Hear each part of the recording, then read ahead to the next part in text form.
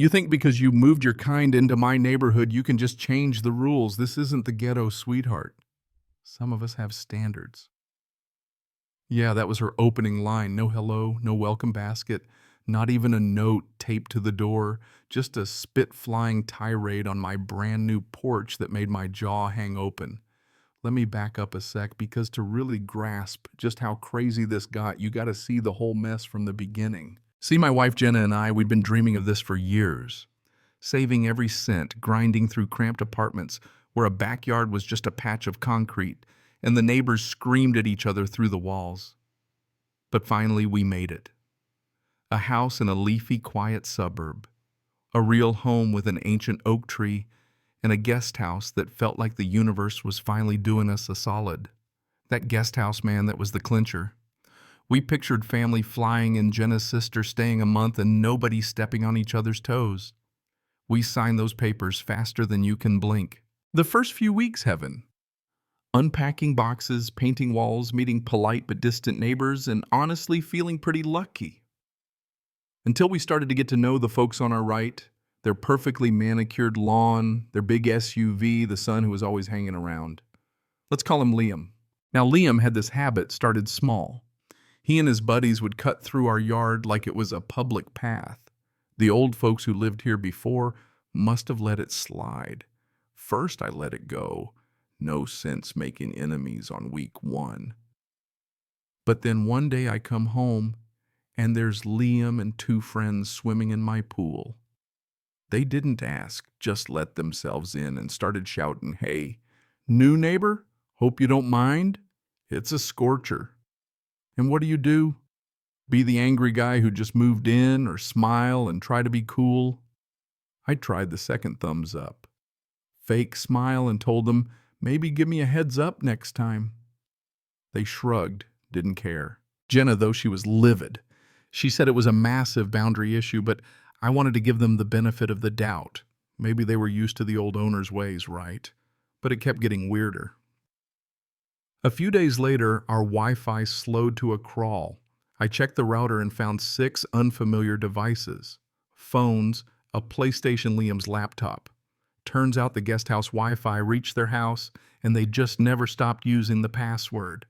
That was a new kind of violation, like someone helping themselves to your fridge. So I changed the password Silent Rebellion, waiting for Liam to come knocking. He never did. But next thing you know, there's a full-blown party in my backyard. Music, kids everywhere, chip bags and cans all over the place on a Tuesday. I was on a conference call trying to work. That was my last straw. I went out there, asked Liam to pack it up and leave, tried to be calm, but his laid-back, what's the big deal attitude just lit me up. Well, I'm not the old folks, I told him. This is my property, and you're here without permission. You need to go. He didn't like that, but they finally left, tossing dirty looks over their shoulders and leaving their trash behind. After that, it got cold. Karen, the blonde lady next door, who we later found out was Liam's mom, would glare at us when she got the mail. Liam would rev his engine when he passed. Petty stuff, but you could tell they were plotting. The last straw, Jenna and I went out of town for a weekend wedding. Came home late Sunday, noticed a light on in the guest house. I'd turned everything off and Jenna double-checked. The door left ajar. The place was a disaster. Empty beer cans, pizza boxes, toilet unflushed, and on the TV some racist, disgusting drawing left for me. It wasn't just trespassing, now it was a message. I was so mad I felt my vision go red. The next morning I hit the hardware store like a man on a mission. Bought a lock that looked like it belonged at Fort Knox, reinforced the door. Put chains on the gate, no more free rides. And you can bet I made sure the lock made a loud, satisfying click every time. The moment I finished, I could feel their eyes burning through the curtains. Didn't take long for Liam to notice. That afternoon, he and his friend came out, tried the gate, realized it was chained up, and then clumsily climbed the fence right into my yard. Swagger on full display. They tried. The guest house door pounded on it, shouted for me to let them in. That's when I stepped out, arms folded, calm as a rock in a suit, and told him, "You're done. You're not welcome here. You ever set foot on my property again, I'm calling the cops." He puffed up, but with me standing there and cameras rolling, he backed down, jumped the fence, and disappeared. That's when Karen made her grand entrance, marching across my yard, fire in her eyes, and unleashed that opening line about my kind and standards. I kept my voice calm, told her son had been trespassing, vandalizing, and that the rules had changed. She shrieked about her verbal agreement with the old owners and how I was destroying the community. "I'm on the HOA board, you know," she screamed, stamping her foot like a toddler.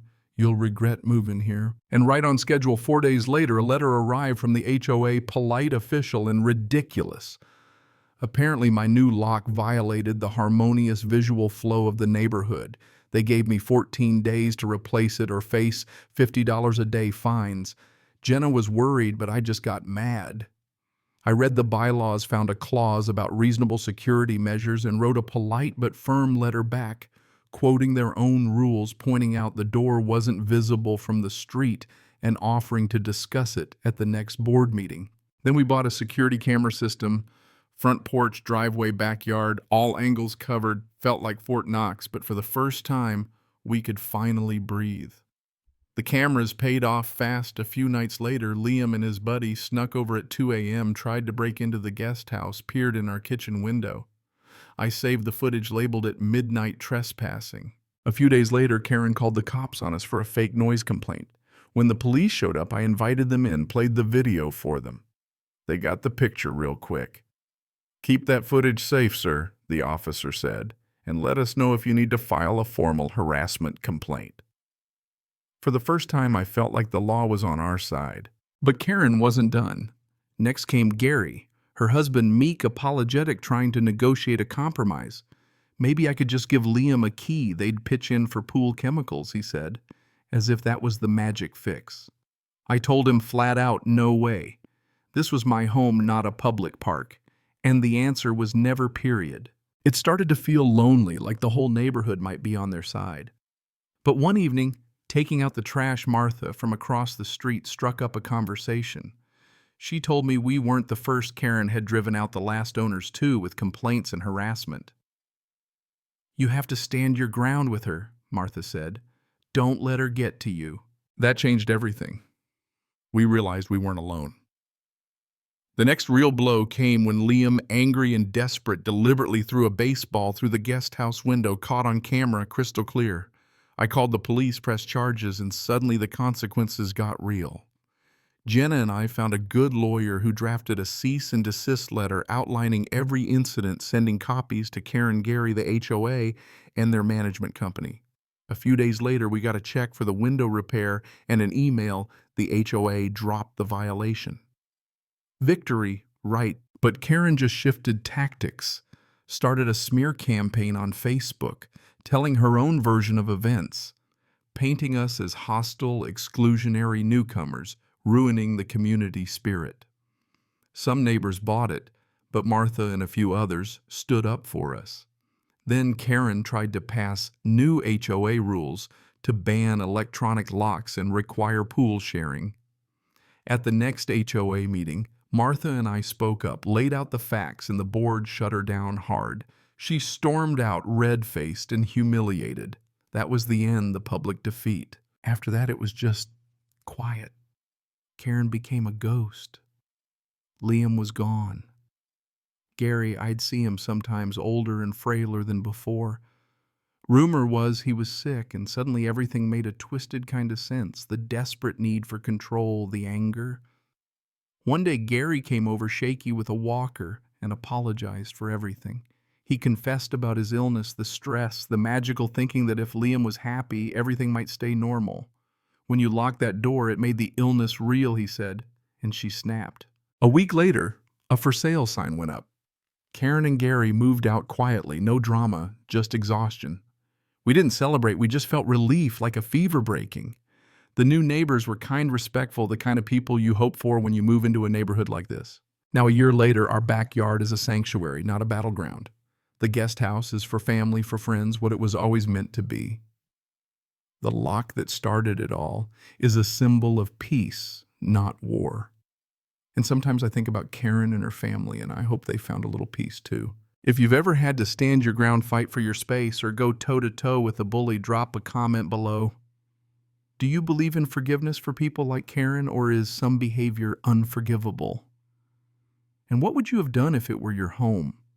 Share your story. Because at the end of the day, justice in a neighborhood isn't just about laws, it's about how we look out for each other and where we draw the line.